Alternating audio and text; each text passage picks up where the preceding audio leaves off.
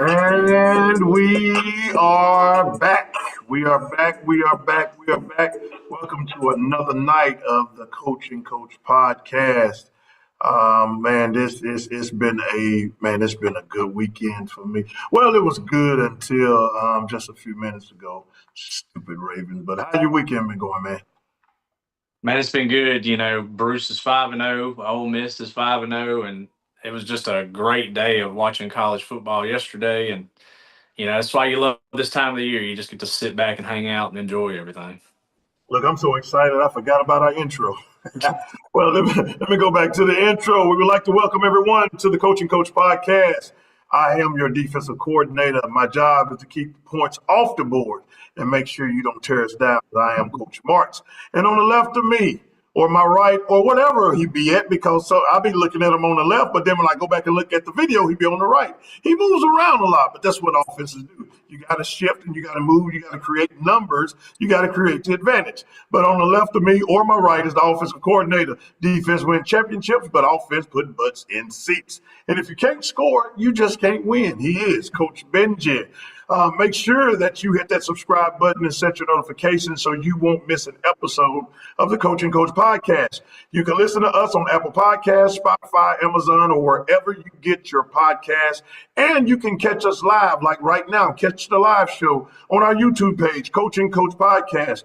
We're live and we're in effect right now. And all you got to do is click that subscribe button. If you do that, then you will never miss an episode. We'll let you know when we're about to come on, and then you'll be able to follow along with us. You can also follow us on TikTok. Not only follow us, but you can follow Coach Benji as he do his concession reviews. And I don't know if he was a little biased this week, but he showed put one out there with what he said this week. But we're going to let him talk about that in just a second. But, Coach, good weekend for football, man. Yeah. Like I said, Bruce is 5-0 and Ole Miss is 5-0. And I enjoyed, it's homecoming weekend at Bruce, and I didn't really watch any football at the game. I ended up seeing so many classmates and friends and former players. It was great seeing everybody and hanging out, and it was a great atmosphere. And, when you get older in life, you don't get to see people, life's busy and between work and family and stuff, so to slow down and see your people, it's just it was a good weekend.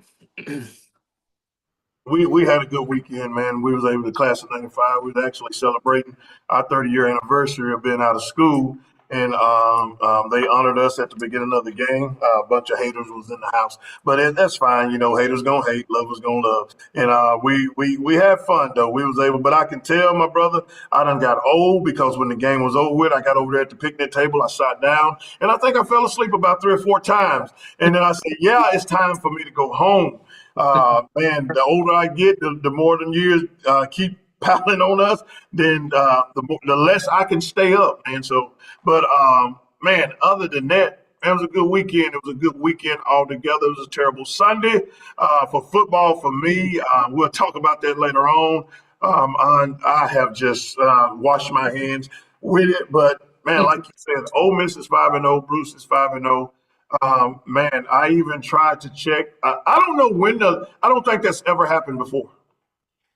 Nah, I wouldn't. I know not in my lifetime. I've sat through some terrible Ole Miss football, and then when I sat through some good Ole Miss football, it seemed like Bruce was struggling. So they've never aligned at the same time, seems like.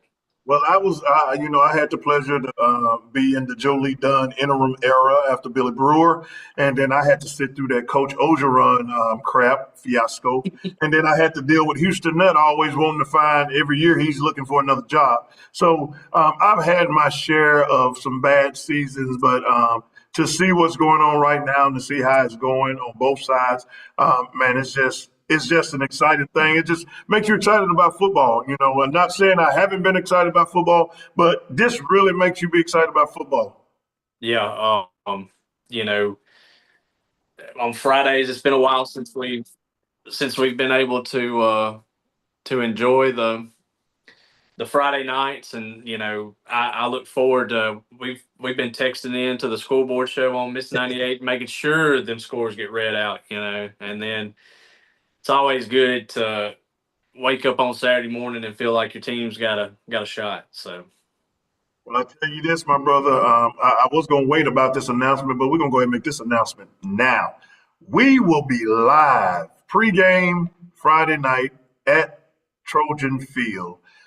Me and Benji, we will be on the track. We will have a live show. We're going to have, hopefully, we can have the players come out and be warming up in the background, so you won't see that great background behind me. 24, the 19s, I love the background, but we won't use that for this background. But we're going to go live for the pregame show. We're going to try to get kicked off at about 5:30. Man, we got a lot of things we want to give away this week, this on Thursday night giveaway. We want to pay for 3 people to get in, but you gotta do what you're supposed to do. Now, last week I went against my word. We had a set number we were supposed to get. We didn't get that number, but we went ahead and did what we were supposed to do anyway. So we asking y'all to this week, just do what we asked you to do, man. And it don't have to be a Bruce game. You just need to tell me what high school game you going to. We will get you in. We will get you in. So we're gonna in our Thursday night giveaway. Make sure you follow us on Facebook as well, on our Facebook page, to get more information on what we're doing this week. But we are gonna do we're gonna do a live show, pregame show, because man, it's the biggest game. One of the biggest game in decades that we've had in Bruce. yeah, I've been going back. Me and you was talking about it, thinking of when the last. We've had some big playoff games, but regular season wise, for me, I would say home game. I would say probably like when we knocked off number 1 Baldwin in '08. This has been a long time since I think you'll see that type of atmosphere and crowd like you had that night at Trojan Field. And what's crazy? You say '08. Before then, I think the biggest game that we had at home in the regular season was the '94 Calhoun City. Calhoun City was number 1 that year, and we knocked them out 14-13. Almost gave that game away, but Damian Campbell got away with a blatant offensive pass interference when he pushed Marcus Thomas in the back, caught the ball at the 1-yard line, and the time ran out. And man, you talking about sitting over there sweating bullets, and he got away with one, but we were able to pull that game off. So you're looking at, it's not a big history of a lot of big games here, and I'm pretty sure the buzz around here is going to be, man, on 10. And I had the pleasure of listening. I was listening to Coach Darbone, and we'll get to the high school games in a second. I said we was going to start off with the college, but I was listening to him during the post game, and it's a different focus, Benji. It's a different focus. It's not a lot of hoorah. It's more of, this was your job. You did your job. We're 1-0. Let's go to the next game.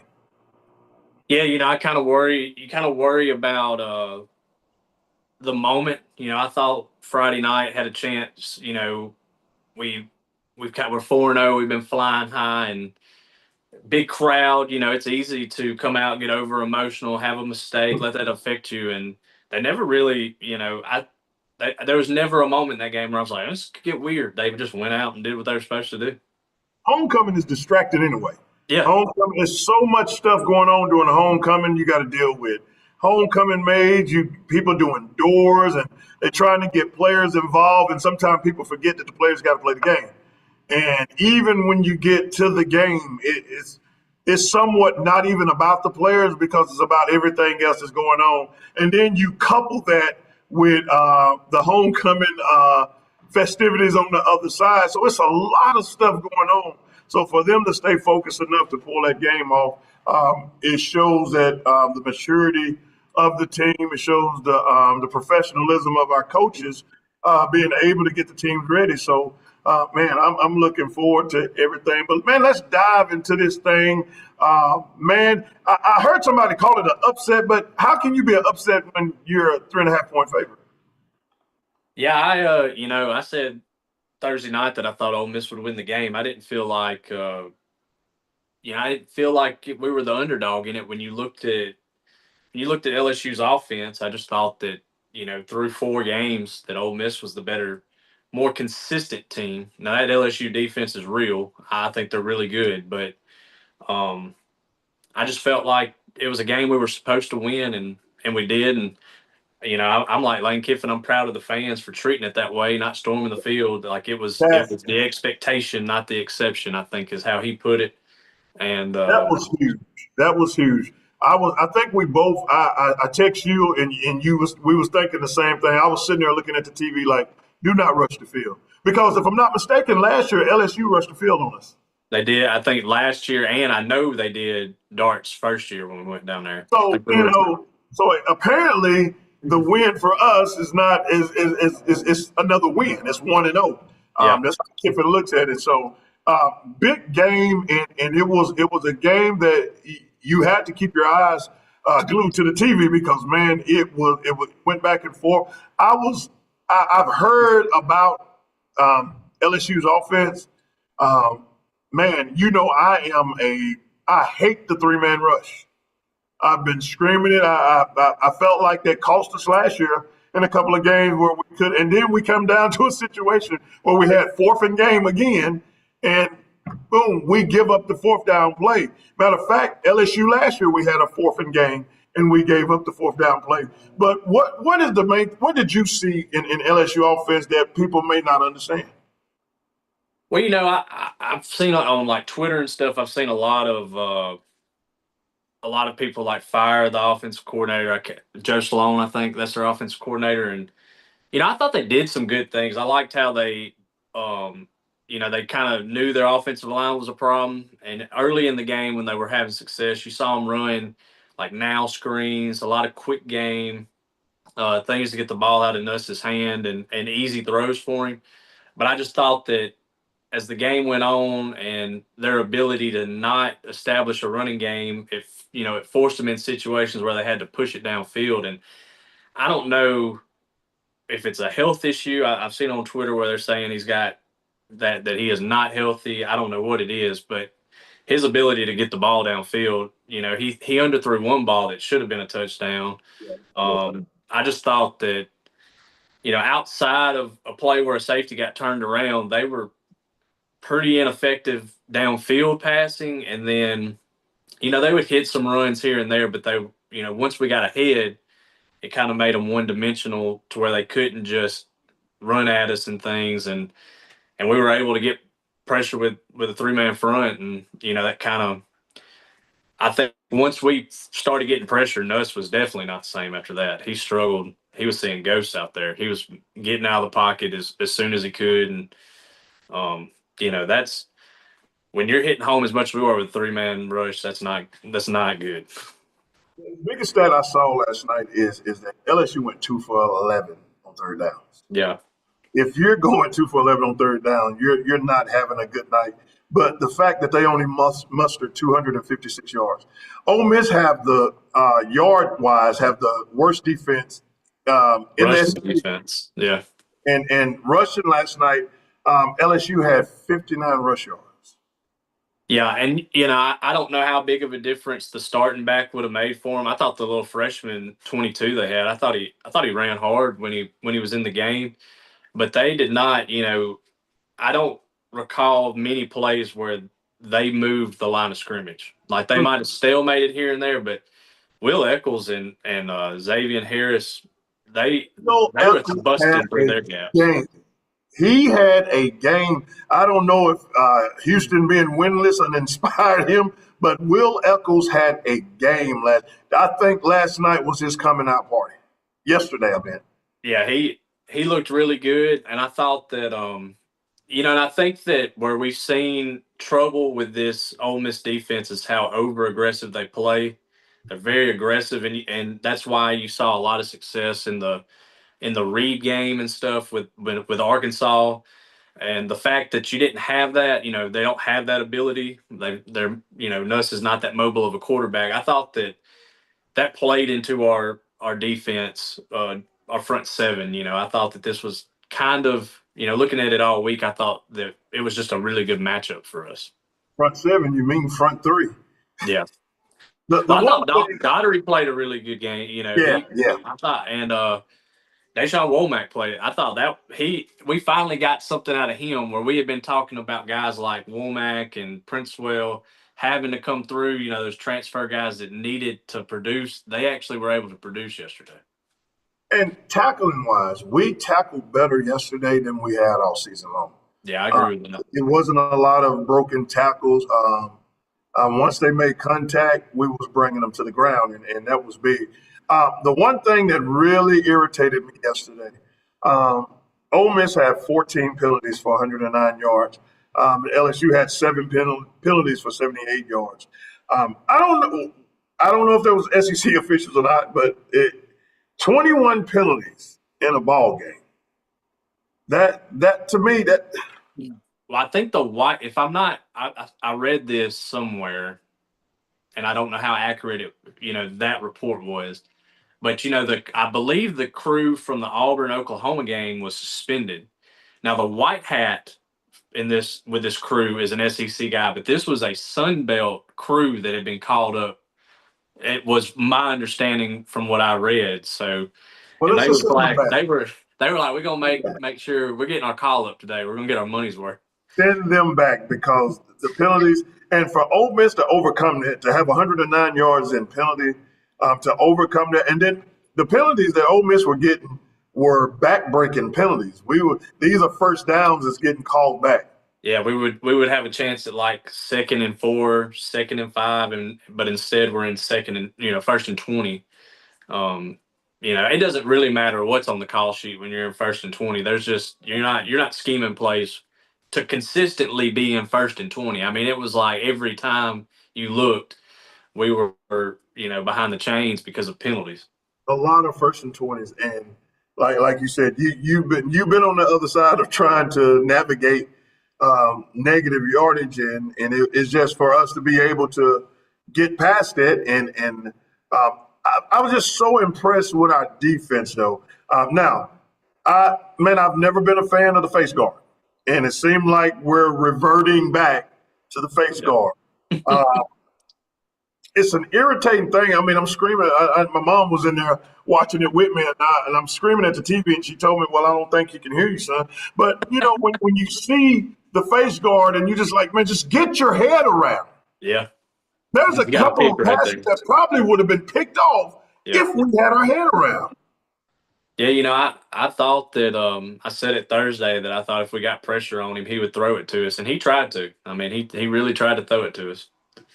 But, I thought the secondary overall played better. There were a few plays that they were out of position, but I thought they got some things out of like, I would like what do you think the Fletcher kid's snap count was prior to the Kite injury? I feel like he I know I've got a lot to learn. These are still a lot of new names, but I thought he played really well. They started targeting him a lot in the second half, and I thought he played well. Now, our good friend, Caden Lee,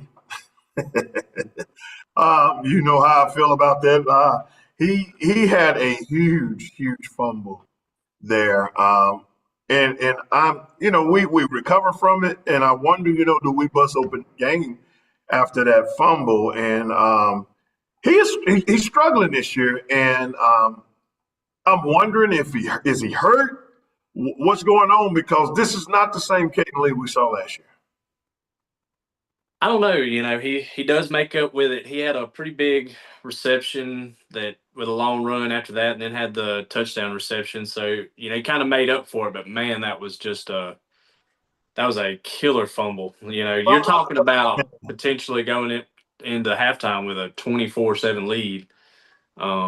If he gets tackled and we go punch it in right there, that was thankfully it didn't kill us, but I felt like in the moment that was a lot bigger than it ended up being. And to your point, like you just said, um, you know, Nussmeier is not a good thrower. You go up that much, now you have changed the game plan. Yeah. They can, even though they didn't run well anyway, but if I can just tee off on them, and like I said, our three defensive linemen, they all should share in defensive player of the week Yeah. because for three defensive linemen to cause that much havoc um, versus five, and don't a lot of people, oh, they had this person hurt and that person hurt. You're in the SEC, and if you're second if you're a second string in the SEC, you're probably starting in any other conference. So I don't buy, this hurt and that hurt. You're out there because you can play the game, and it's five of y'all. And if you're not able to block three guys, then I'm pretty sure that was a frustrating moment. And you could see a lot of just a lot of disorganization. The burning the timeout.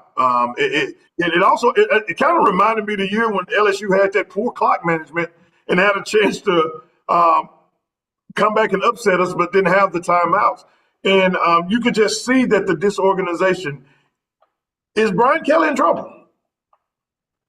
I would like to know what his buyout is because I think in this era. Don't worry, we'll find it real quick. I was gonna say in this era where with having to pay the players, is it worth paying that much to make a coach go away and then have to buy his staff out and then having to have the money to, bring a new staff in too, is tough. So, but I would say it's not. I would say the seat's getting warm. In this era, 12-team playoff, one loss doesn't kill you. But if that's what they are offensively, I think they have more losses coming. So they didn't look good against Florida, and we're going to look at their schedule in a second. Last year, his buyout was $61.7 million. I do believe, according to what I'm reading, they will still owe him 90% of his salary. But at that point, that's a lot. I get that, but fans, the biggest thing that I seen yesterday on the blogs on the board is $18 million in these players, and this is what we get. Yeah, I mean, it's not. It doesn't look good, but that's a lot of money to go tell. I think if there's one thing that we're going to see a reset on, it's these coaches' contracts. In this era, it's about to change. I just don't see how now knowing what we know about these roster numbers with the prices and stuff. The structuring of these contracts is crazy.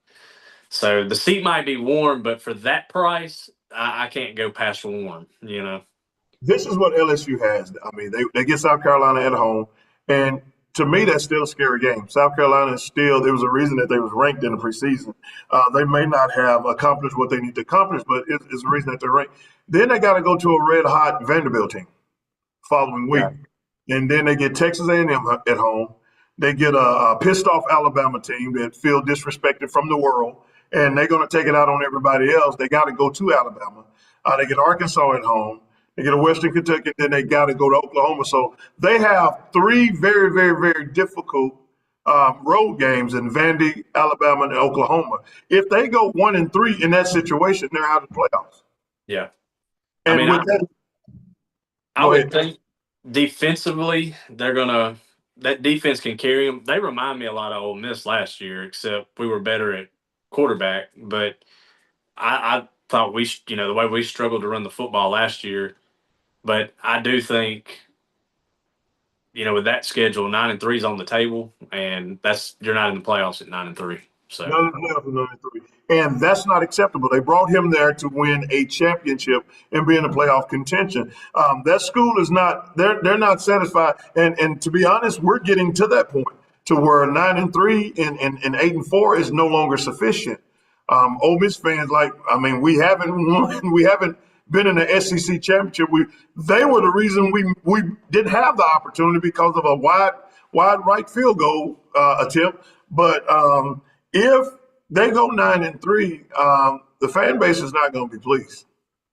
No, they're not, and rightfully so. When you're donating this money and the boosters are out here, funding a roster, you expect the best, and that defense is good enough that if they could, piss a drop for better words on offense, they would, they should be better than that. Well, let's go back on the other side of the ball. Let's talk about Trinidad Chambliss. Now, It's a bad man. now he threw his first pick yesterday, and it was a terrible pick. It wasn't a bad read. It was just him being greedy. Yeah, I think that they had liked that matchup, and they went to the well one too many times. But I think that when he goes back and looks at the film, I thought he had a lane where he could run the football. Oh He yeah, could push and run, and you're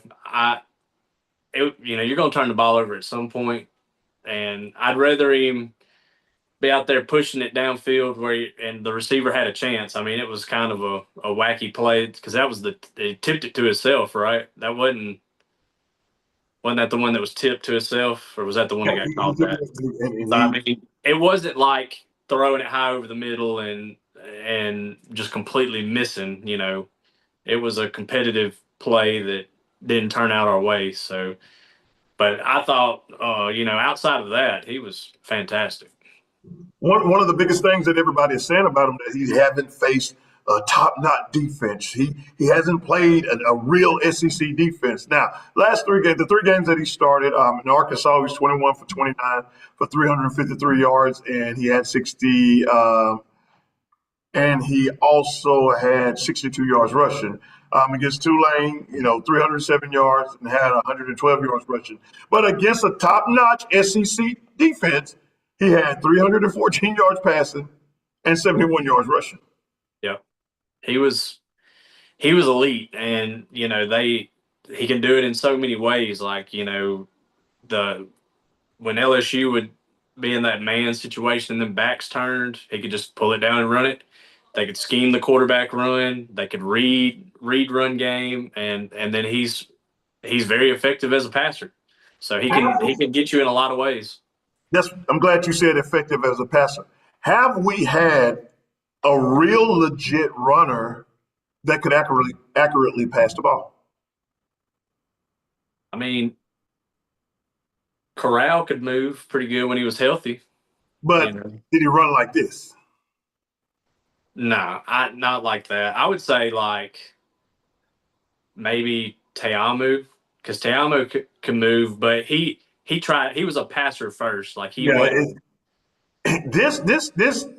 Chambliss can cause some trouble. Now, what's going to happen now, which is going to be good for Ole Miss, is that they're going to have to designate a player to keep an eye on him.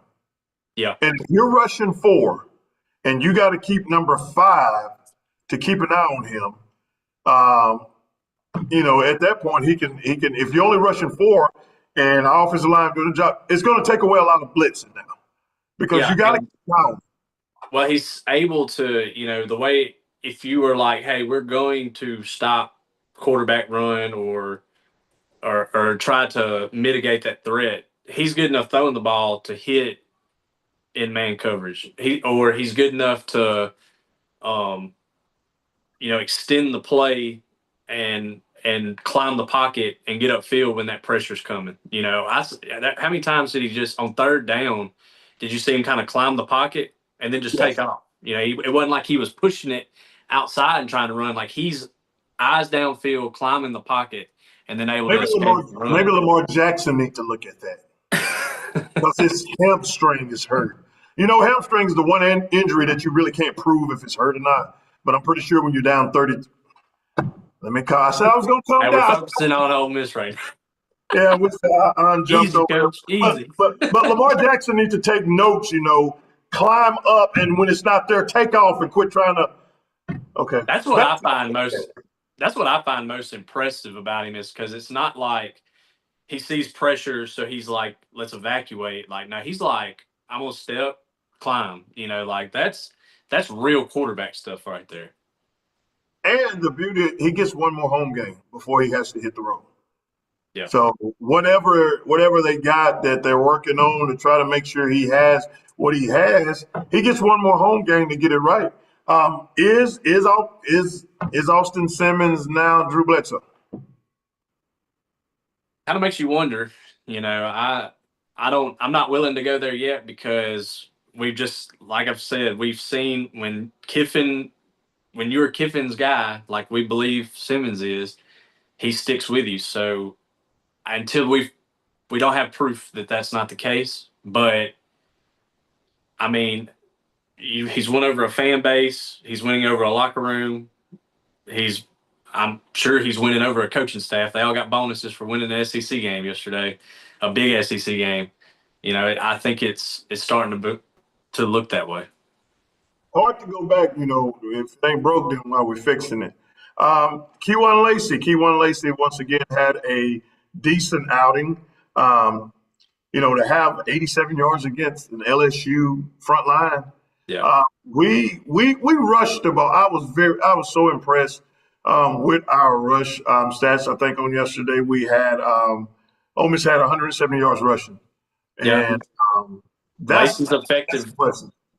Lacy's effective as a receiver too. Yes. The one thing I would like, if I had any complaints on the running game is I think Lacy is like he is a north side. Like I think that's when he's his best. If he can get his shoulders kind of parallel to the line of scrimmage and press I hate him on East and West. I hate the stretch with him. They love the stretch read, And I get it because if you get to pull it, you got Chambliss inserting right there. And I think that, but I think on those gives, I just don't think Lacy is as good getting outside as he is if we're hitting it north and south. Do you think? Let me pull it up. Do you think Deuce Alexander he just can't let him fit that stretch role and just keep Lacy that north and south guy? They tried it, and I know you won't play a LSU defense like that every week, but I just didn't think we had much success with it, regardless if we weren't pulling it. So I don't know. I'm not a guy that I don't believe in running east and west. I'm a north south guy. And then he got a good there's a good compliment back there with Logan Diggs. Logan Diggs had a big touchdown. I believe it was a third down, and I was just like, man, please get this because I don't want a field goal right here because I really felt like we needed a touchdown. And once he saw, he put his click to the ground and he got to the end zone. Yeah, you could tell. I think he's, I think the knock on him in camp was that, the knee injury, he had lost some of that explosiveness, the speed in the open field. But I think he is your number, he's clearly moved from the number 3 guy to the number 2 guy. And he is a guy like if, you need a yard, he can lean on you. So I was happy to see. I know that had to feel good yesterday getting in the end zone against your former team that you transferred from. Oh, yeah. That's one of those special moments. It's one of those special moments. So the fact now that Ole Miss moves to 5-0 and they walk into a bye week, which is good, injuries and, now the way the game is now, you need that break in between college football. Now, for a fan, we hate it because we want to see them play every week.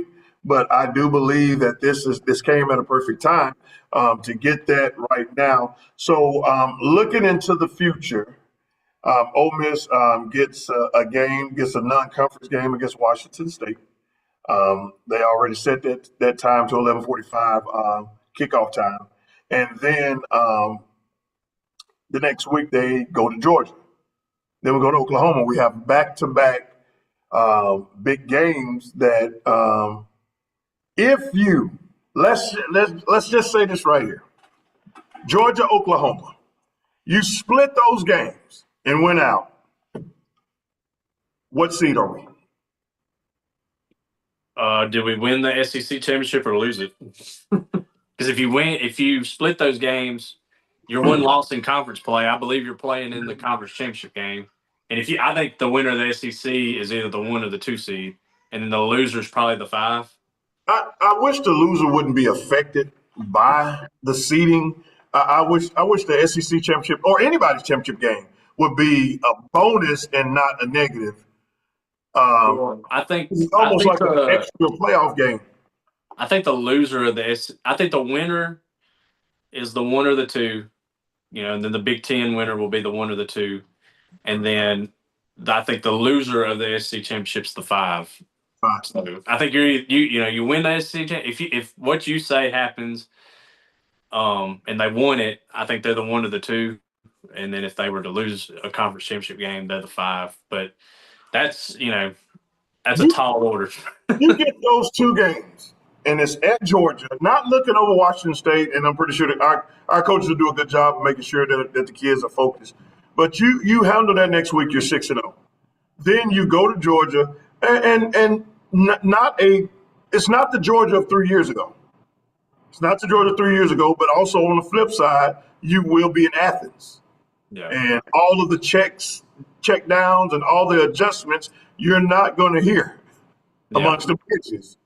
And you go to Oklahoma. So those two games are I do believe you got to win one of them. You can't drop both. Can you drop both of them They and make still the make playoff. Yeah, you're 10-2. A 10-2 SEC team is not getting left out. But and you then would have to and then have at to that win point out. you're There out is of the no SEC championship. there is no mulligan. You would be like I think if they went 10-2 with the losses on the road at Georgia, In Oklahoma. Oklahoma, and they come home and win out and then win the Egg Bowl, which I think's going to be tougher than people think. But you lose those two games. You go 10-2. However you get to 10-2, you get to 10-2.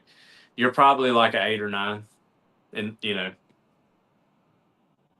And last year, the teams that benefited from the playoffs, the one that played, it's the buys. The teams that had the buys had the issues. yeah. So that's not a bad thing. So Ole Miss is 5-0, and schedule is looking good. You got that gauntlet back-to-back weeks, but then you get South Carolina at home. You get the Citadel at home. You get a Florida team, which is going to be it's going to be the same scenario as last year. It's going to be a trap game.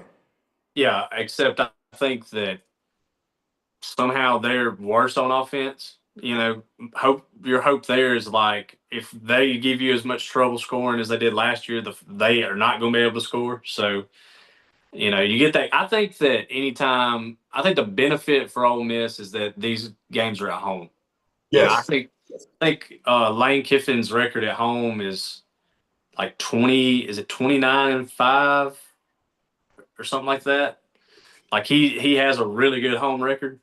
Or maybe 29-5 is what they are in their last however many games, but his home record's really good. And you get these games at home, and then you get a bye. I think their last bye week's the week before the Egg Bowl. So you get a bye week before the Egg Bowl. The schedule shapes up to where if you don't step on a landmine, you've got a real shot.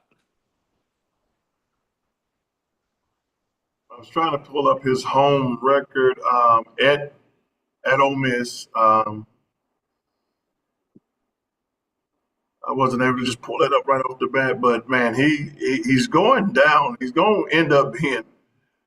He's going to have a statue at Ole Miss. Yeah, he's going to have a statue. I mean, his first year is 5-5. Then he was 10-3, 8-5, 11-2, 10-3. Right now he's 5-0. Coach, that's 5-5 in an all like that's what I don't think 2020 should count because say he plays 4 non-conference games in 2020. That was an all SEC schedule.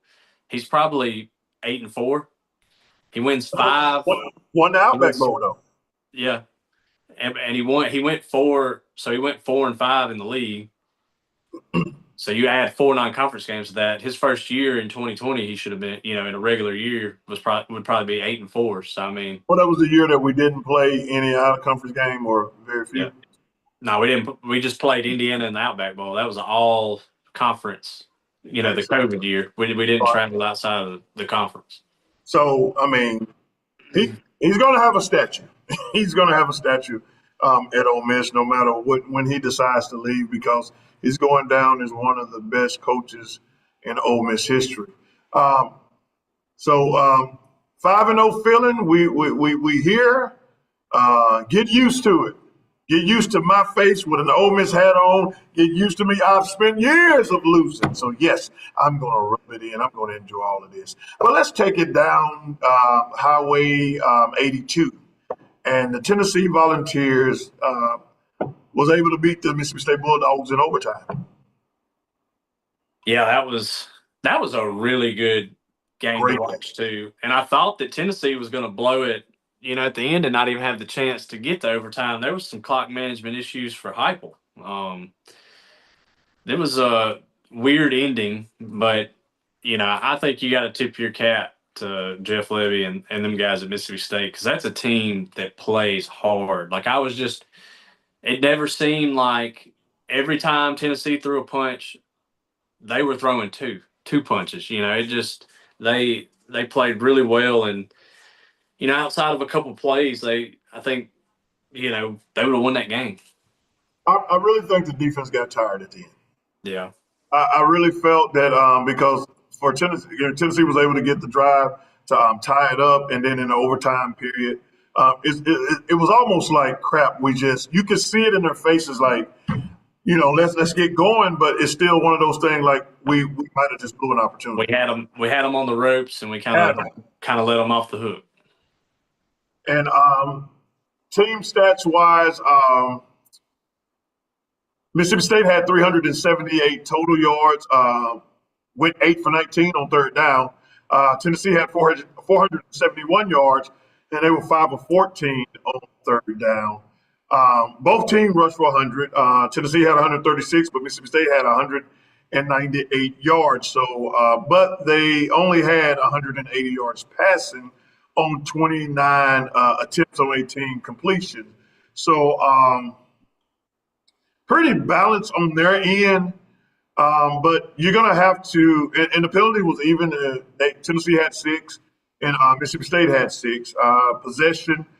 Mississippi State had 32 minutes and 23 seconds. Tennessee had 27 minutes and 37 seconds. So it looked like the defense just really I watched the tail end of the game, and it just looked like they had that look of crap, we let them off the hook. Yeah, and I think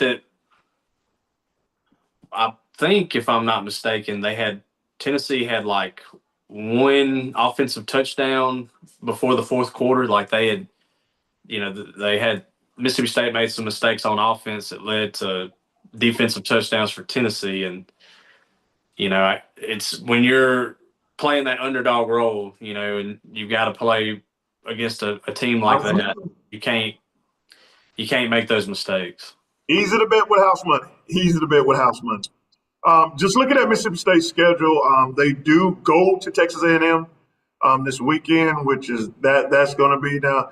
That's going to be a tough place. I mean, that's a tough place to play anyway. Yeah. That's going to be a tough one for them. They go to Florida, and even though Florida's offense is horrible, it is at Florida. Then they play Texas at home. They go to Arkansas. They get Georgia at home, and then they go to Missouri. So they have a very difficult schedule ahead. A brutal schedule. Say again? It's a brutal schedule because it's not like you get it'd be nice to get Florida at home or A&M at home to have a chat, because I think at home Davis Wade is a home field advantage. Their home games are not favorable. You got Texas at home, Georgia at home, Ole Miss at home. Yeah, and if you could get a Florida or something like that at home, as if this was split, you had Texas A&M at home and Florida at home and Missouri at home, then it looks a little, well, not Texas A&M, but at least Florida and Missouri, then it looks a little bit different. Where's the Arkansas game at? Which they're going to beat Arkansas. Yeah, they're going to beat Arkansas anyway. I don't feel like Arkansas is in shambles right now. And I don't think they will. Now, granted, they're going to play hard. They're going to play for their jobs, or they're going to play for whatever school they want to transfer to. But I just don't see State losing that game. No. I do believe that they could beat Florida. I feel like so too. With the way Mississippi State is not, even though they theoretically supposed to play fast, they really don't go that fast. They're not in race car mode. Yeah, and Levy's always been able to scheme a good running game for you. You think of his time at Ole Miss, but in that three-headed monster of a backfield, they are a team that can they can beat you in multiple ways. If they got it all going, they can. They believe in running the football. I think Shaping's good enough to get you. So maybe if they can get that Florida game, get Arkansas, I Georgia, A&M, and Texas. That's tough. But What's up? if I mean to get What's up? if you got those two games and then the Egg Bowl, the Egg Bowl's the Egg Bowl. Like it could go any kind of way. Either way.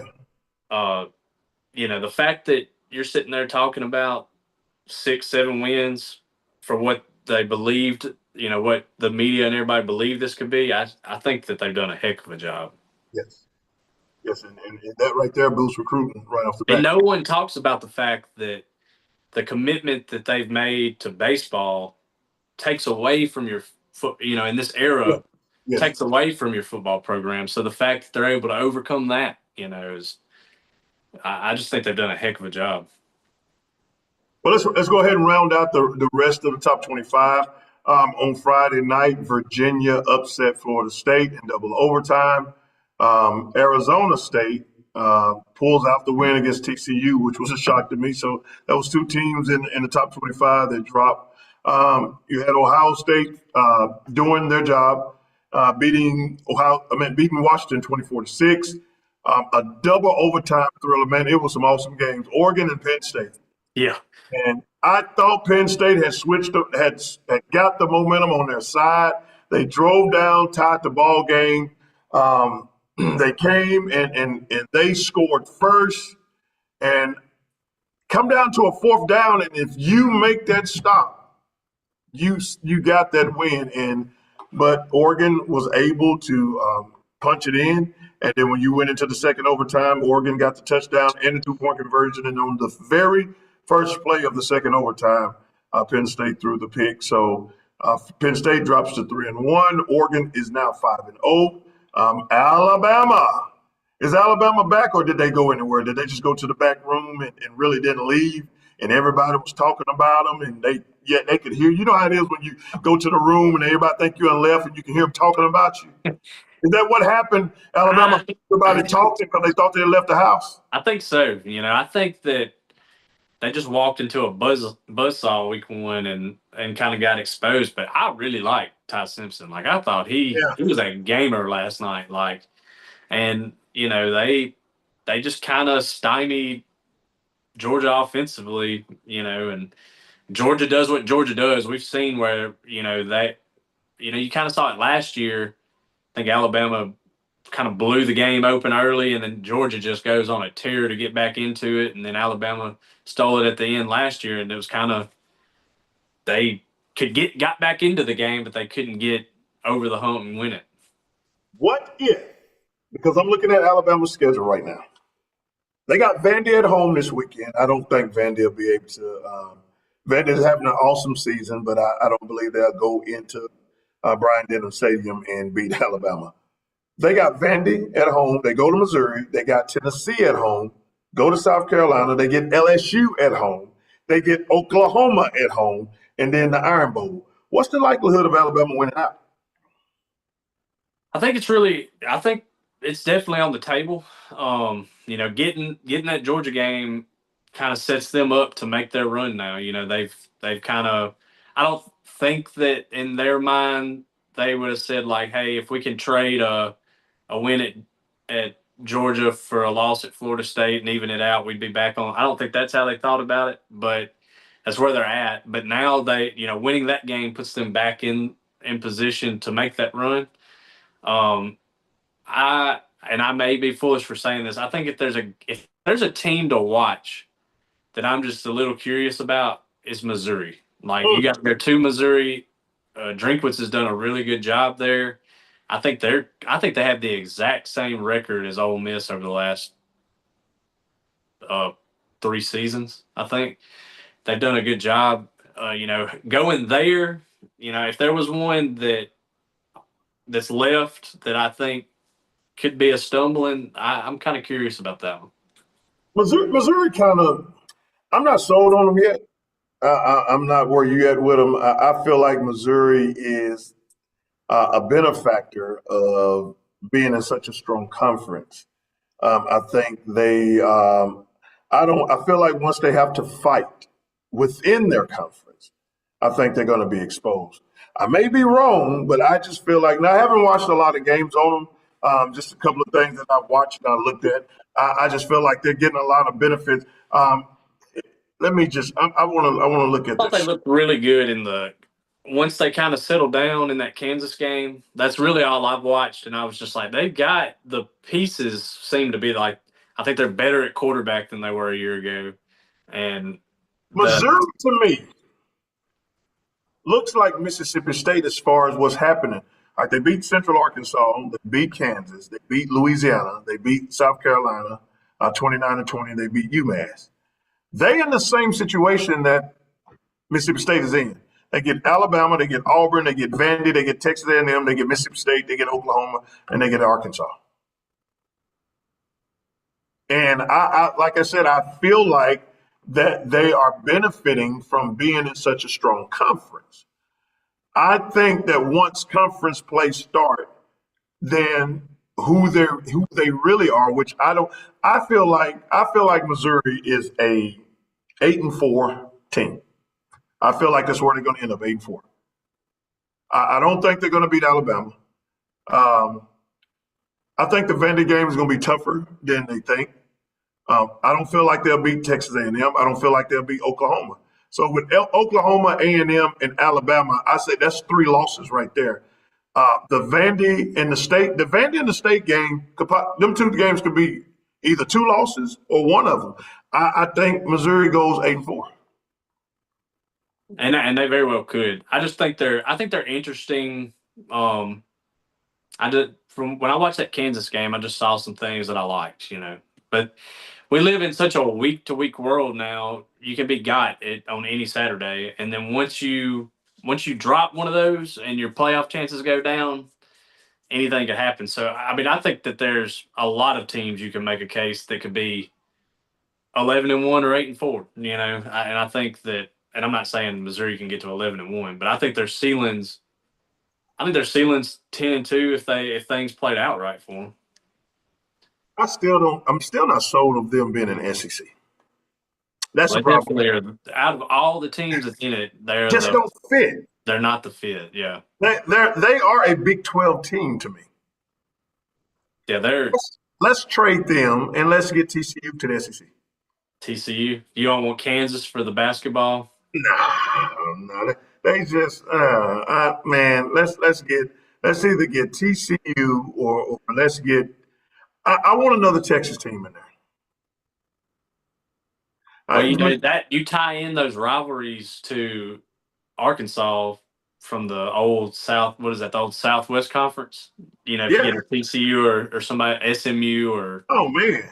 uh, It's just Baylor or Missouri. somebody like that. But Missouri just don't fit. They just like somebody that hung out with, just like I just said, they're benefiting from being in a strong conference. They like somebody that hung with your family so long that people think that y'all brothers, and you have to tell them we're really not brothers. My mom used to work with his mom, and he just always stayed at our house. We're not related. That's how Missouri feels to me. Well, I think in the next 5 years, you're going to see some. I think that you're going to see some pretty serious expansion.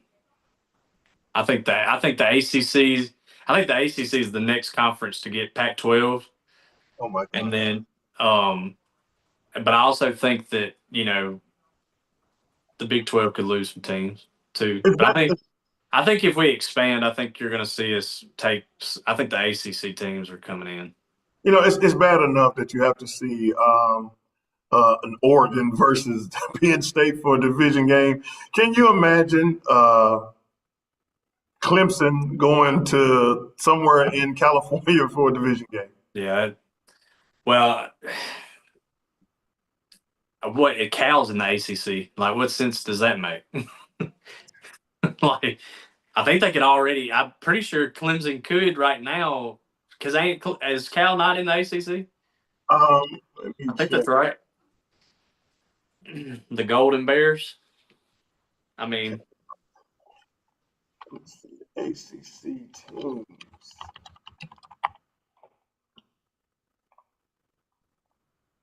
I'm pulling up their conference right now.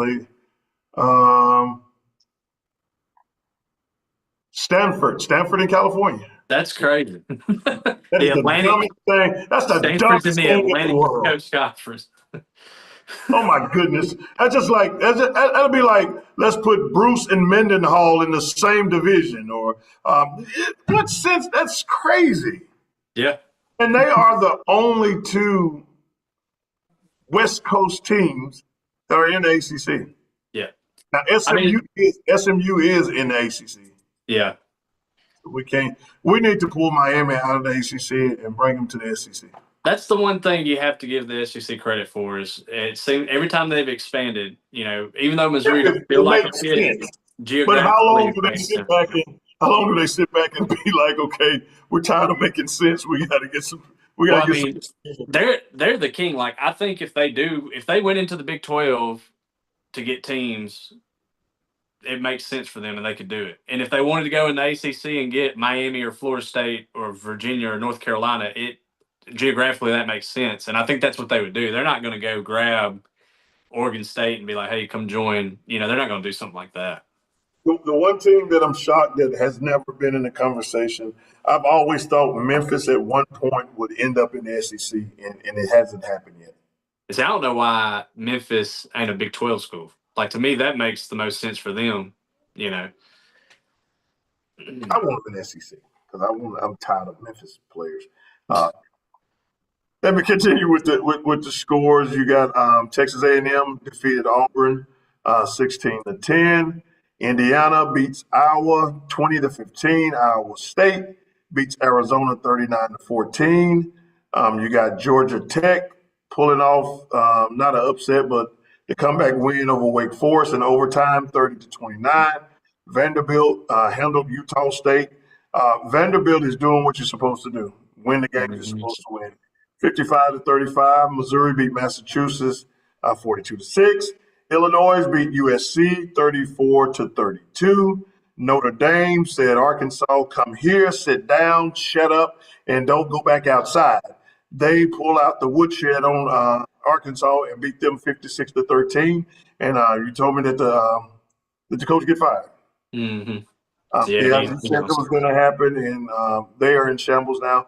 And BYU come back to defeat Colorado 24-21. Before we get out of the college game, before we get into the high school game, we were talking off air about Colorado, and unfortunately I stayed up to watch the game because I was doing some work last night, getting some stuff done around the house. And they play such late games, you'll be tired trying to watch all the games, but. My theory on Colorado is they're going to have to go get more experienced college football. I mean, I hate to say professional college football players, but they're going to have to get more professional college football players. I don't see high school players are not going to be successful with this coaching staff because this coaching staff is full of Hall of Fame players. Expand on that though. Like, why is that? I feel like with high school players. I feel like the intimidation. Okay. The perceived intimidation. Deion, think about it. You're a cornerback, and Deion Sanders is your head coach. In your mind, you're thinking it's almost how I used to be when I first started playing the keyboard. If I saw a real keyboard player walk in there, I'm nervous. Everything I hit, I'm wondering if it's right or if he's critiquing me. I think they need more experienced players that's been around the college game. I think he's going to have he's going to have to dip into that transfer portal, and he's going to have to go after those division, those smaller schools and get those players out in those mid-major schools. You're not going to get, you hit a lightning in the bottle with Travis Hunter. And you built that relationship. That was lightning in a bottle. You had Shedeur. That was your son. He wasn't going nowhere but with you. But now I just feel like the high school players, that intimidation I don't think they fit well with the Colorado system. And you would think that, having, which I know he had Travis Hunter out of high school, but you think you could package like, hey, we got a Heisman Trophy winner, we got guys into the NFL, that you could sell that in the portal and get some guys. But I don't care if you're not getting the financial resources to go get those guys. I mean, there's no point. But and I don't know what they're. I read it was like $3 million, I think, was what they were spending in NIL, and which is you're not gonna be competitive. Mind-boggling to me, because with the influences that you have over people, and how he is so easily can get anybody to come and donate. I mean, crap, look what he did to Jackson State. Yeah. I don't know, many people haven't been down there. I went down there this summer. My son was there for a junior day, and their facilities is SEC. Man, it's one of their practice facilities is incredible. Their locker rooms is incredible. Man, it'll make you want to go to Jackson State. Their meeting room, incredible. I think they've upgraded a lot of that at Colorado too. I think he's had investment and they've spent money on facilities. I just don't think they've used money on roster. And I think that's all. I think that's all it would take to fix your some of your problems in today's world. Those problems, you're gonna have to spend some money on some players. And I know one of his big things, that's the reason why he don't want to go to the NFL. But let's just face it, man, college football now has changed. And they're going to be some of these coaches don't even make per year what some of their players are going to be making. Yeah. That's the era that we're in now. Well, that is it for the college game. And before we go to the high school game, we want to introduce you to Clear Whey Protein Powder, a refreshing high-protein drink that transforms your post-workout routine, crafted with pure whey protein isolate. This innovative formula offers a light and flavorful alternative to the traditional protein shake. With zero lactose and zero sugar, it caters to those seeking a clean, transparent approach to fitness nutrition without compromising on taste or quality. Go to www.clear, that's KLEAR, protein.com and order your protein today. But if you type in the promo code Coach25, you will get 25% off on your order. I'm the one. I'm done with the chalky protein. I had trouble stomaching it. If I could just mix it with water, shake it, and roll on with it, each pouch should give you 20 grams of protein. So go to www.clearprotein.com. Order your protein today. Use promo code Coach25 and get 20% off. As we roll to the high school game, man, as we talked about earlier, Bruce goes to 5-0. They defeated JC George in one of those games. It wasn't a real dominant performance. We did have a couple of penalties. We turned over the ball again. And it was one of those, man, I went to work, I got my pay, and I came on home. Yeah, I didn't watch just a ton of it. Like I said, I conversated with friends and people, but what I did watch, I didn't think that it was like a sleepy game. I just thought we weren't crisp and as sharp as you'd like to be, but they did what they had to do, and I thought Josh looked really good throwing the football, and thought Gator ran it pretty well for him. Thought the Hatchet kid, he's proven every time he goes out there, he's running it harder and harder every time he gets it handed to him. So I thought they did what they had to do. Gator had 12 carries for 105 yards. Trojans had 225 yards total rushing on that night, and had 196 yards passing, and that boosted. That's 21 yards total. And if you're not paying attention, you'll be like, when did that happen? But it did. And Jermaine Jackson is back on track. He had 5 catches for 122 yards. So that 1,000 yards is still in view. But let's talk about Caden Jones. Caden Jones now is turning into a machine because when he elevates, there's nobody else that can jump with him out there. If I'm not mistaken, Caden Jones is about 6'2". He might be closer to 6'3". And his vertical leap is not bad.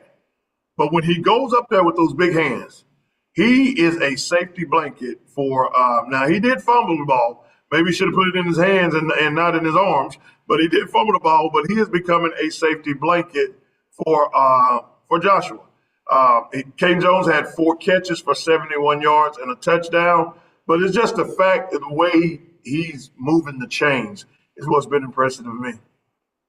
Yeah, and they really love moving the pocket with Josh, and it seems like Josh is just able to find him, and it seems like Caden is going to catch it more than he's going to drop it at this point. Yes. So anytime you can have that percentage of targets to catch, and it's really high, and like you said, he's a big target that can get vertical too.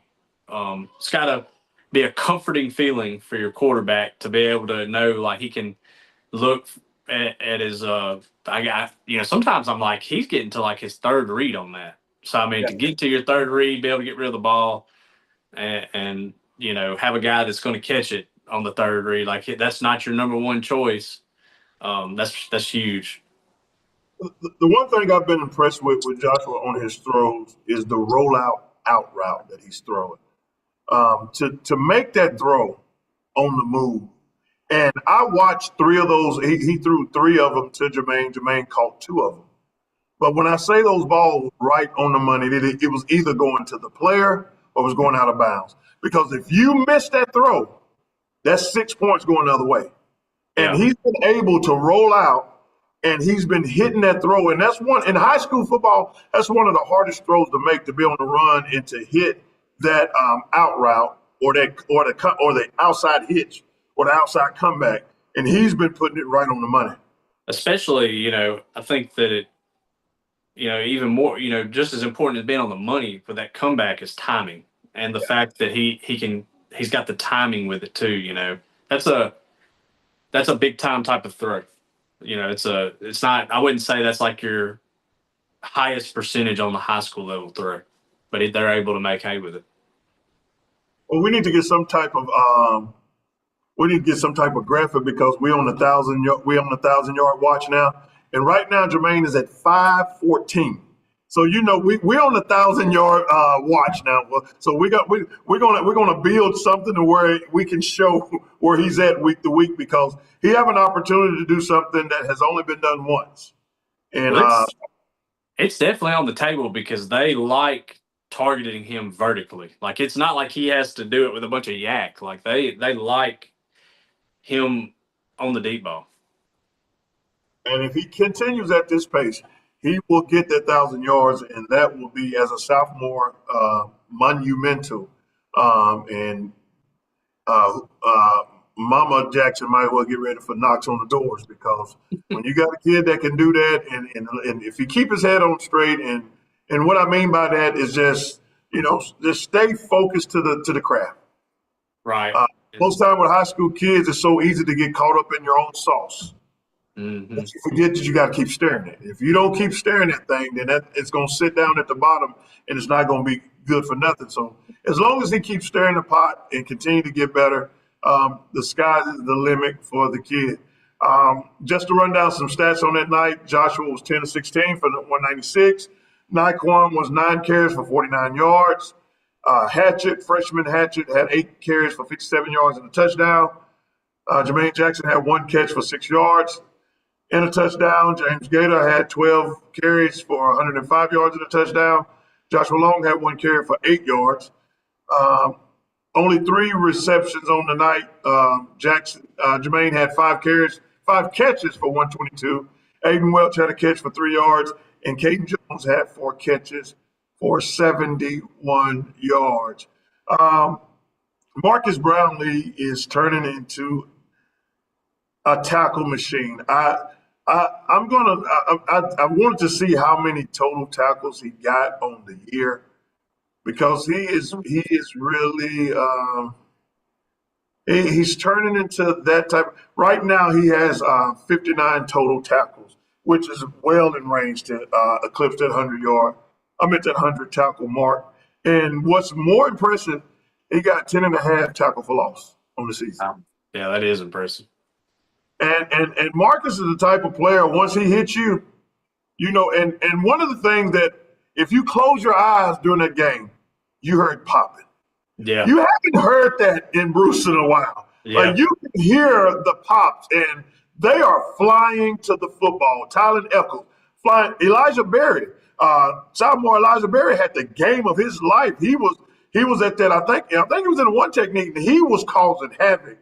They moved Tylen Eccles to the defense, and the last play. I don't know if you was there for that last pass. J.C. George went back to pass on the last play.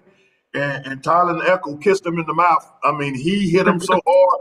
I said, if you want to end the ball game, that is how you end the ball game. So, an impressive Tydarius Mitchell had an awesome game.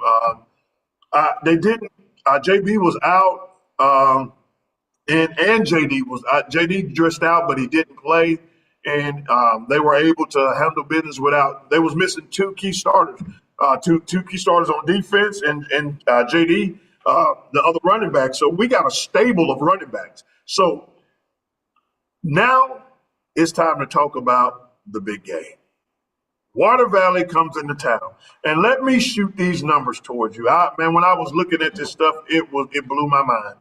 Last year we lost to Water Valley 42-63. The year before that we lost 29-55. In 22 we lost 6-39. We didn't play them in 21, and then in 2020 we lost 45-0. 2019 we lost 48-0. 2018 we lost 42-0. Man, who was the offensive coordinator then? Goodness gracious alive! Wasn't me. Was not me. Who was the defensive coordinator? Who was coaching defense? Well, one of those years, it's going to be either 17 or 18. That was their state championship team. And kind of like you had talked about the other night where they scored like 5 touchdowns in 5 plays. It was exactly that. Like, that was that Bud Tolbert, the wide receiver. Like, they just throw it up. It didn't matter. You could put 4 guys on him. He was catching it. I think, didn't he play at Southern Miss, I think? Or he played in the Sun Belt. He was a good player for him. I do remember that. All right, at 17, man, that was some rough 3 years. In 17, we lost 46-6. Didn't play them in 16, didn't play them in 15. 2014, that was the year I was coaching here. We lost 21-32 over there on a obvious pass interference. I believe that was the game that Coach Ray got kicked out. And Walt Maddox said, I'm tired of this and I'm ready to go home. And he lit a guy up. 2013, which was Tay Armstrong and Trail senior year, they lost 16-22. And your senior year and junior year, man, it was rough. Y'all lost 16-17 over there and lost 19-20 over here. And then the sophomore year, you lost in overtime 7-13. Yeah. So in 2008, we beat Water Valley 33-14. That was the last time we beat Water Valley. We have lost 12 straight to the Water Valley Blue Devils. Do the streak end.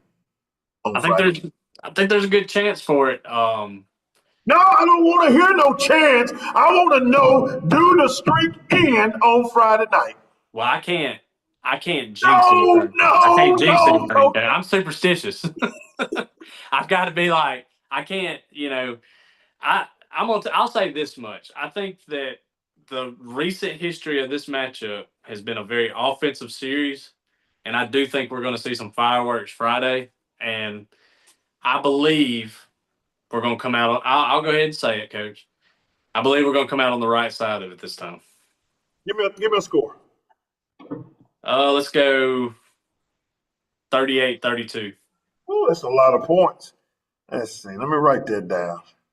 Then just say 38-32. I'm going to go in another direction, I don't feel like this. I don't feel like they're going to get it in the end zone many times. I have Bruce winning this ball game 24-14. Oh wow, that's a good I defense. feel like I believe that they're gonna take the air out of the ball on both sides. I just got that feeling, and I feel like we win the ball game 24-14, and we break the streak, and we can tear this paper up, and hopefully don't start another streak on the negative side. But this is going to be a huge game. I told my mom that you better get out there at 5 o'clock because the old days of when you played, when you had to get there early, Trojan fans, let me tell you, you better get there early. This is the biggest game. I was telling one of my buddies the other night at the game, I was like, it's one of those that your hand's going to be tired thumbing through all the money counting the gate at the end of it. Like, I think both sides are going to, like, there was a great crowd for Bruce the other night, but, Jay-Z, that's a long ride. You don't get that away crowd. And I think Water Valley going to pack it. So everybody it's going to be packed. Yeah. Oh, I mean, it's on deck. Everybody, it's on deck. We need everybody in the house on that night. This is the biggest game. This is the biggest game that we've seen here in a very, very, very long time. That was not a playoff game. Now, I do believe whoever went, no disrespect to the other teams in the division, but I just don't see that those other teams can match up with either one of these teams. Whoever wins this game, I feel like wins the division. Yeah, there's no question about that. I kind of hate that this falls where it does. Like, I feel like this could have more. It could have some real build up to it if this fell like week 9 or 10, But I guess go ahead and get it out of the way. Bruce wins on Friday night. They run the table to an undefeated season. Who's beating them? I mean, I hate to be that way. I don't want anybody to hear this and just think like, you want to, we're the coaches. We're former coaches. We can talk. We media. You're one game at a time. Like, we're only worried about this game, but no, not us. We do many games at a time. We already did the playoff scenario for that for the NCAA. That's the what we former do, coach in me. It's hard for me to look ahead, But if I had to, and I did today, I went and looked at the schedule. I think this is the game that's going to decide a lot of things. I don't think there's much meat on the schedule after this. No disrespect to anybody. I don't. Well, I mean, it is what it is. East Union is still winless. Now, Myrtle is 4-1, but when you look at the quality of teams that they play, we don't really know how good Myrtle is. But nobody else on the schedule poses a real threat. And I do believe that this is the game of the year.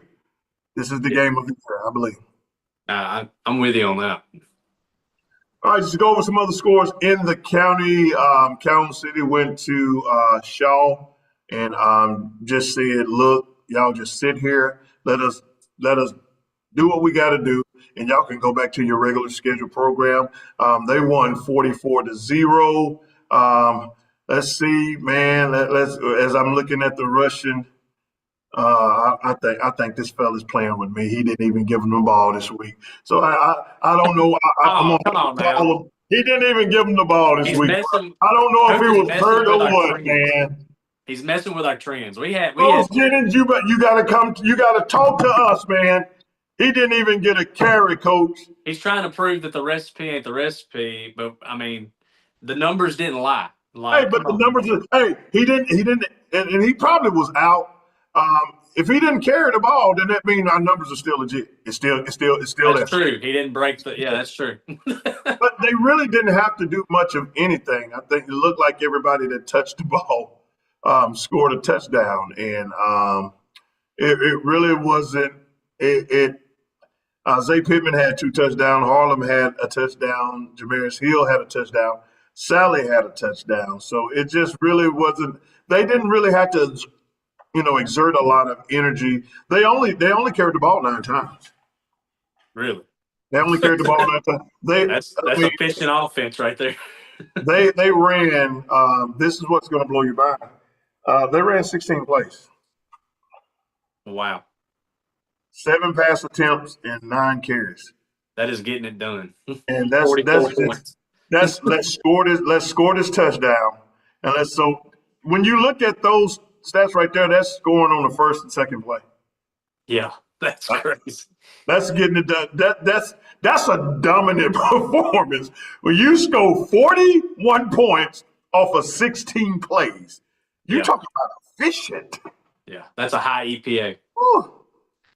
Man. But no running back had over 30 yards, so they just kind of just shared the wealth with everybody. And Harlem did throw the ball 5. He was 5 of 5 for 109 yards.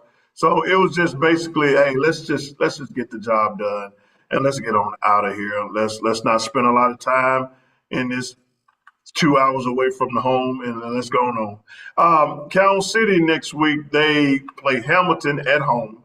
Then they go to Okolona, then they go to Vardaman, and then they play West Lowndes to finish out the season. I do believe they got a bye after this game against Hamilton. They have a bye, and then they come into the next week. So they're going to run the table the rest of the year. Neither of those teams are going to pose any type of threat, and it's just going to be more. It's just going to have to be the coaches keeping the kids motivated to make sure that they handle business on the playoff side and get to where they need to get to, because there will be nobody else challenging them this year. Senatobia was probably the only game that they ran into where they're going to be challenged. I don't see no other team challenging Cal City in the regular season. Just some more scores in our area. You had Choctaw dropping one to Kosciuszko, and I did see some highlights on that game, and it was the game was semi-close until a botch punt, and the kid got lit up too, man. He was fumbling and bumbling that ball, and they laid him down, and he let that ball go. But they lost to Kosciuszko 41-25. Water Valley beats up on Vardaman 41-8. Winona beat Amanda Elsie 41-8. You got Ripley over Boonville 21-3. Okolona beats Nettleton 27-6. West Point goes into Tupelo and give Tupelo their first loss of the season, beating them 28-21. North Pontotoc beat Kasuth 33-13. Upor edged out one against Noxapater 14-12. You got Shannon over Saltillo 40-21. Pottscamp, Coffeyville almost got that first win of the season, but they weren't able to pull it off. They lose to Pottscamp 14-12. Our good friend Marty Warren is going through right now. Biggersville defeats them 41-6. You got Itawamba AHS defeating Aberdeen 34-18. And New Hope, man, they took all hope from Houston, beating them 63-18. Wow. Man, get well soon, Houston, because it is a rough year for you. Yeah. Amherst beats South Pontotoc 53-6. You got Myrtle beating Walnut 35-16. East Webster beat Caledonia 43-23. New Albany beats Pontotoc 45-22. So that gives Pontotoc their first loss of the season. Oxford recovered from the Tupelo game and defeats Grenada 35-17. And we have Neshoba Central over Columbus 17-6. Stark will go down to Brandon and defeats them 22-14. Just a few scores in the Jackson area. Germantown went to Pearl and just said, you know what, y'all can focus on track. They beat Pearl 55-0. O'Bannon loses to South Delta 28-20. You got Madison Central defeating Warren Central 32-24. Macomb defeats Hazelhurst 47-14. Let's see. Trying to look at some scores that we need to keep an eye on. Let's see. We got the Brandon and Starkville score. Union defeats Lake 35-22. Forest defeats Scott Central 14-7. Northwest Rankin defeats Old Brook 28-20. And you got Sebastopol beating Pelahatchie 32-20. And you got Columbia defeating North Pike 36-0. You got Vicksburg defeating Yazoo City 34-12. And Jackson Murrah defeats Jackson Provine 21-6. And Taylorsville defeated North Forest 13-0. So that is the high school scores, and we're going to wrap up high school on that note right there. And let's spend just a couple of minutes in the NFL. And I really don't. I've had a bad NFL weekend, but to run down some scores. This morning, the Steelers, they were in, I think, Dublin. What is it? Ireland. They defeated the Vikings 24-21. Carson Wentz did have a decent game. He had 350 yards passing, but it was just not enough.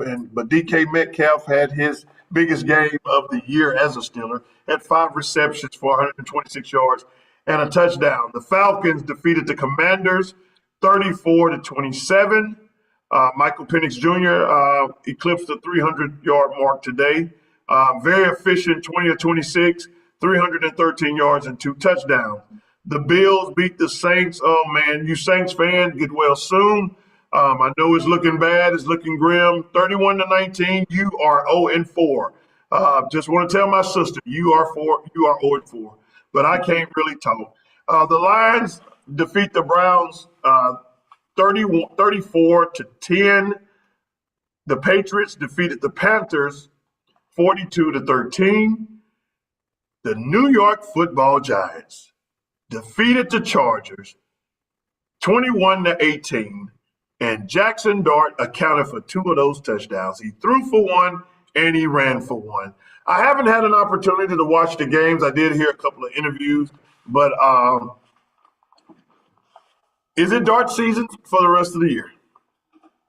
It looked different. The little bit I watched, it looked different. Like, he just can do some things in the quarterback run game that gives them, an opportunity. If he'll take care of himself. Yeah. And he had a couple throws that, it's hard to coach the way he evaded pressure, climbed the pocket, slinging it sidearm. He does things. I think he proved today it's his job. Now, this is the only thing that the 10 carries. And Jackson Dart is not that. I don't think he's that type of runner, especially taking blows like that. Now, granted, Cam Scatterbo, he had 25 carries. Yeah. And they were trying their best to protect him. I see an instance where Russell Wilson did come in and threw a pass for 8 yards, but Jackson Dart was 13 of 20 for 111 yards. But the most important thing is they got the W. Yeah, I don't want to misspeak, but I think he ran one time and kind of dinged himself trying to stiff arm somebody and had to come out for a second. That's why, Mr. Dart, you're in NFL now, man. You're going to have to protect yourself. Definitely don't need him running the ball 10 times a game. And he got down, a few times that I was like, he ain't going to get down. And he actually did. So he's getting better, but you got to be even better at protecting himself. The Eagles improved to 4-0. They defeated the Buccaneers 31-25. Oh, man, the Texans defeated the Titans today. And score a point. 26-0. And Cam Ward had some things to say. Yeah. And I understand the frustration is hard to not call out certain things, but you are the leader of the team. And if either you're going to get on board with what I'm trying to do, or the organization needs to make moves to get me players in here that's going to help us win. Well, the only thing we can look for now is another number one pick. That's the only thing we're looking forward to. Well, So. you're well on your way. You're about to get another one. So, do you keep Cam Ward if Arch Manning is available? Heck yeah. I mean, yes. I'm not buying the Arch stuff. I think what good's a quarterback if you don't have any explosive athletes around, for that, everybody in the NFL is explosive. But you know what I'm saying? Like, every time we've had franchise guys, we don't pay them. So we got to go draft some more franchise guys. Are they trying to move out of Nashville? Because I don't understand what they're building a brand new stadium. Oh, they're about to build one now? It's in the process of being built. I think it'll be done in 2027. So one of the things is, like you just said, not explosive players around. The receivers, unless you just really follow football, you don't know who the receivers are. And I mean, I don't know how you expect to, if you're not going to make any moves to get you some, franchise type guys in there. I don't know how you expect to be competitive in a league like this. I mean, and the Rams give the Colts their first loss today. They win 27-20. Jacksonville went to San Francisco and gave the 49ers their first loss. They went 26-21. That was a shocker. The Chiefs beat the Ravens 37-20. I'm just so sick of the same story with the Baltimore Ravens. I'm all for blowing this team up and starting over, because even in our height or even in our best moments, we didn't have enough to even get to the Super Bowl. Even when we were the number one seed, we still did not get to the Super Bowl. So I know Lamar Jackson's contract is too much to absorb right now. But I hate to say this, but they're going to have to part ways with Derrick Henry. I don't think they complement each other. It's not been the most beautiful thing you've ever seen. What Baltimore wants to run is not Derrick Henry, especially. No. He's not a read guy. He's not one. Derrick Henry wants to be 8 to 10 yards back, and he wants a full head of steam. Now you got him 6'5" to 6, trying to be twinkle toes, get through and it's just not working. And they're not. I don't even understand how they use him. It'll be 3rd and 1, and he'll be on the sideline. Yeah. I don't understand. So if you're not going to use the big Derrick Henry, then at this point, trade him. Trade him, and if Justice Hill is where you're going to go, then just go with Justice Hill. But I feel like having Derrick Henry on your team, and he's not really helping. Now, the 3 fumbles didn't help Derrick Henry, and I think it's playing a huge, it's playing a part in their decision-making, because his fumbles, 2 of them cost us ball games. Yeah. But I just think it's just time to part ways with him.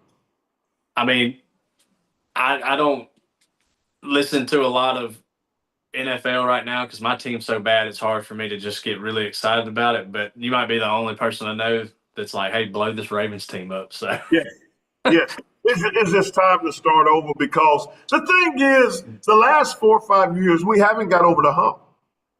And we still got the same formula, and other teams are getting better. I mean, this Kansas City team, we were just talking last week, we thought that Kansas City, and they still don't feel like that they're up there, but we're just that bad.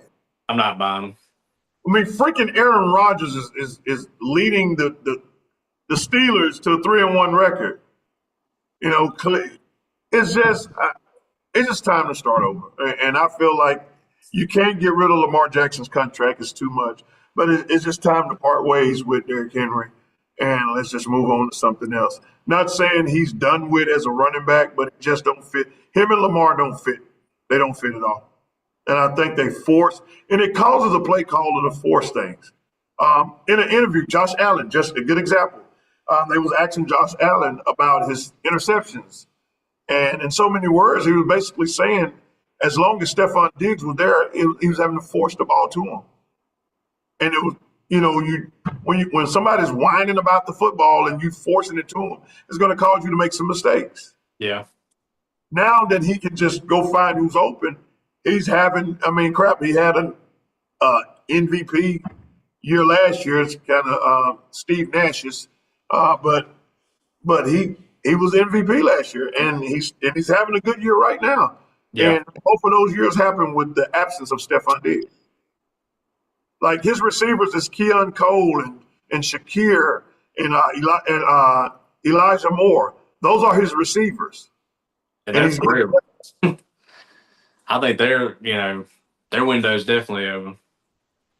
Now I don't think they got enough to dethrone.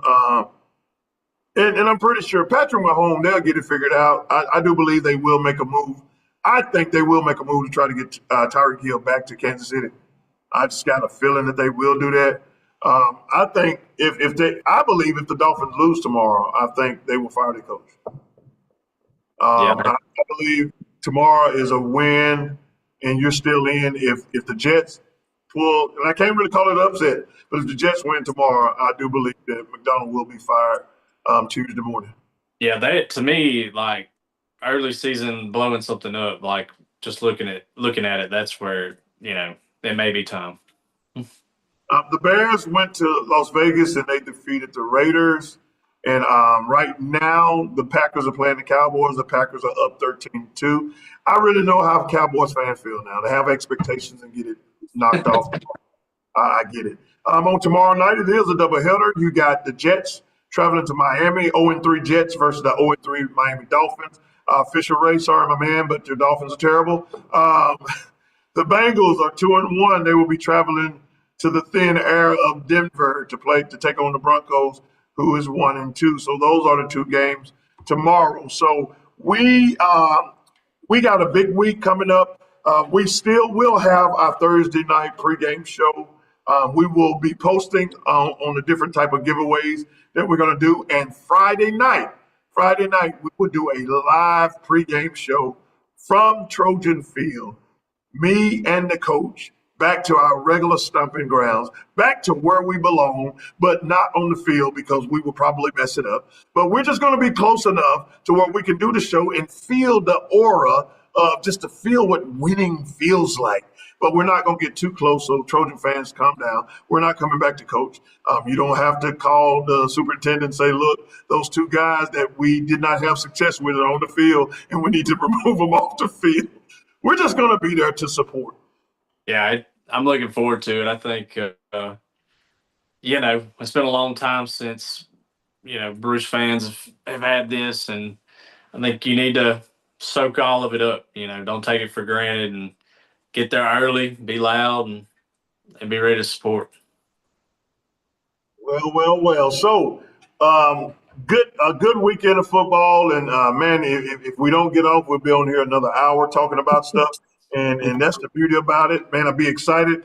When I was leaving church today, and I was like on my way back, and I'm sitting here playing stuff in my head, and I was like, I know my mom was probably terrified because I was driving faster than I need to be driving because I was trying to get home because I was trying to get here to get the show rolling. But we do appreciate all the love and support. We want to let you know that we really appreciate it. We appreciate your feedback. So if you can, email us at coachandcoach@gmail.com. Let us know what you think about the show, what you want to hear, who you want to hear, what you want to see different, what you want us to cover. I did have one of the powerlifting coaches did mention, are y'all going to cover powerlifting, high school powerlifting? I said, I don't know how to cover it, but we'll figure out a way to do something. We'll mention it, but I really don't know how we're going to cover high school powerlifting. But hey, we'll figure out something, but that means everybody's looking at the show. And I heard before we get off, I heard you was the talk of the town because everybody was ready to get you to the concession stand. Yeah, it was kind of weird. I'm just standing in line, and a bunch of people just come up like, you gonna review? And I was like, yeah, it's playing, and then everybody was like, oh, he's biased, and I was like, well, I mean, I'm a homer, man. I'm a Bruce Trojan, but no, seriously, if you're at a game, that Bruce does a really good job of if that's what my supper is going to be, it gets the job done. It was really good, and oh yeah, they give meals now. It was just awesome seeing so many so many people I hadn't seen in a long time. Like, I just had a really good time. So we will be in the house, but we will see you guys on Thursday night. But make sure you get your ticket. If you want to get your ticket early, do what you got to do. I hope we sell out the place. I hope it be so many cars lined up that it takes you a long time to get out of there. Pack the house, make the place uncomfortable. We need you at Trojan Field on Friday night. But for those that's going to be there early, come and join us. Make some sign. Coach, they got a sign of me in my senior year. I was very, very, very upset over that. They had my senior picture blowed up, and I was like, these are some crazy individuals. But we are getting a buzz, and everybody. And if you can, and if you will, go to Apple Podcasts, Spotify, wherever you get your podcast. Click on the Coach and Coach podcast, and then hit that subscribe button.